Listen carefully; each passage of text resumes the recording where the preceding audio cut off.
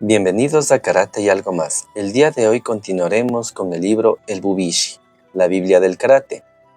La historia del Karate-Do, la evolución de las artes civiles de lucha de Okinawa, se vio moldeada por diversos factores sociológicos e históricos. Para comprender cómo el karate se convirtió en el arte que es hoy y por qué el Bubishi tuvo una repercusión tan grande durante las últimas etapas de su desarrollo, se necesita conocer algo de la historia y la sociedad de Okinawa.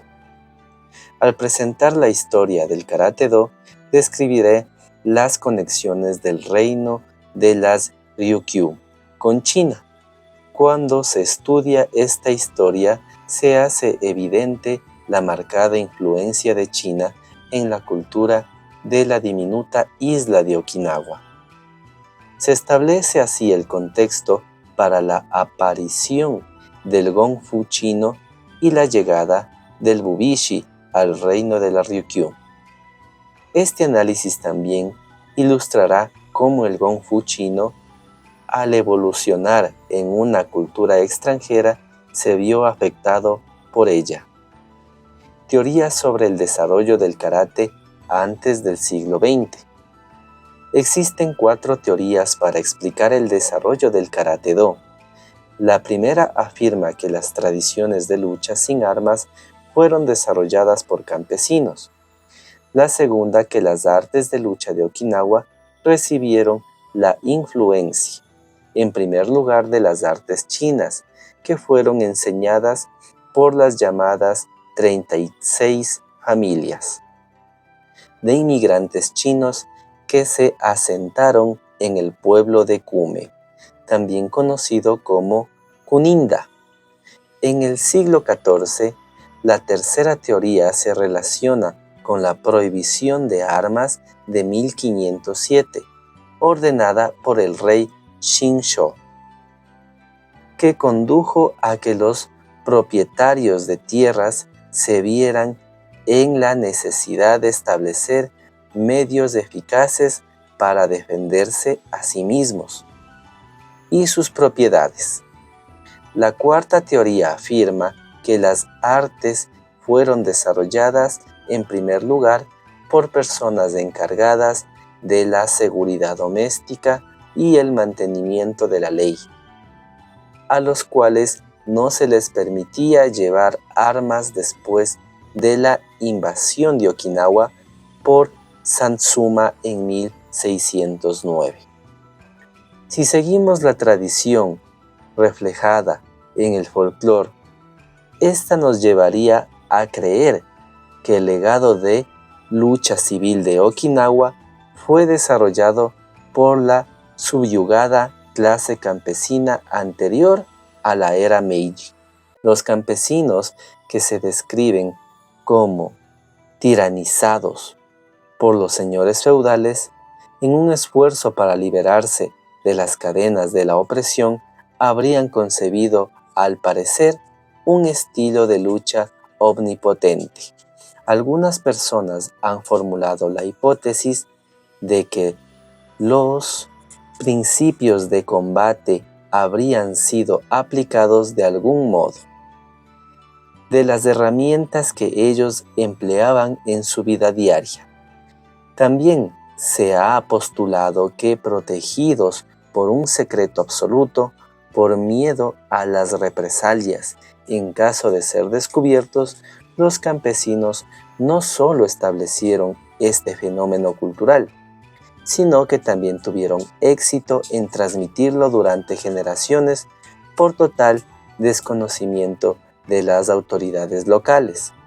Enseguida se descubre que la hipótesis de la clase campesina anterior a la era Meiji, que se sostiene en meros retazos de testimonio inexacto desde el punto de vista histórico, no es merecedora de seria consideración. A pesar de ello, algunos investigadores erróneamente han dado crédito a la clase campesina sobre el desarrollo de las tradiciones combativas, tanto con armas como a mano desnuda. Sin embargo, un estudio más profundo del reino de la Ryukyu revela hallazgos que sugieren una explicación más plausible. Te invito a unirte a nuestro grupo de Karate y algo más. Con tu aporte nos ayudas a recaudar fondos para torneos, implementos de karate de un proyecto comunitario que me encuentro realizando ya hace más de 5 años. Con tu ayuda cambiaremos las vidas de todos estos niños que vienen de condiciones de migrantes y que son niños de bajos recursos económicos. Unirte al canal es muy fácil. Primero ingresas a YouTube, en el buscador colocas Karate y algo más y te aparecerá de inmediato nuestro canal con su logo del Karategi. Ingresas, le das clic al botón de unirme, nuevamente unirme y ya podrás colocar tu número de tarjeta de crédito para poder ayudarnos con este aporte de $1.49, lo cual nos ayuda muchísimo.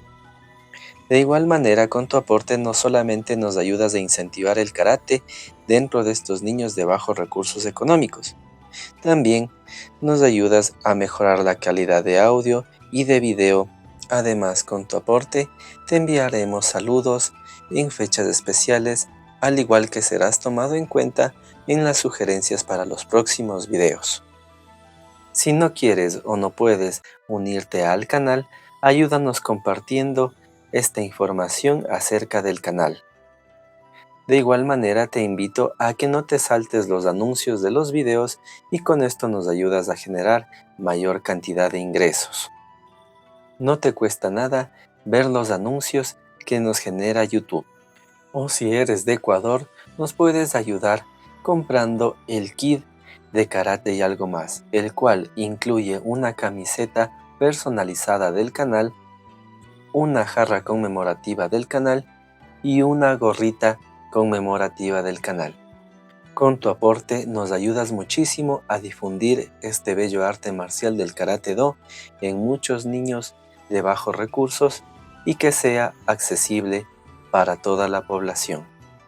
En las secciones siguientes estudiaré las 3 teorías restantes en la medida en la que se relacionan con la historia de Okinawa e introduciré algunas nuevas teorías, sobre todo el papel de las Ryugakusei, estudiantes okinawenses del intercambio, y los Saposhi, enviados chinos, en el desarrollo de las artes de lucha de Okinawa y en la influencia que ejercieron en las artes de lucha japonesas. Si te ha gustado este video, te invito a suscribirte. También ayúdame compartiéndolo con todos tus amigos que les gusta el karate o las artes marciales.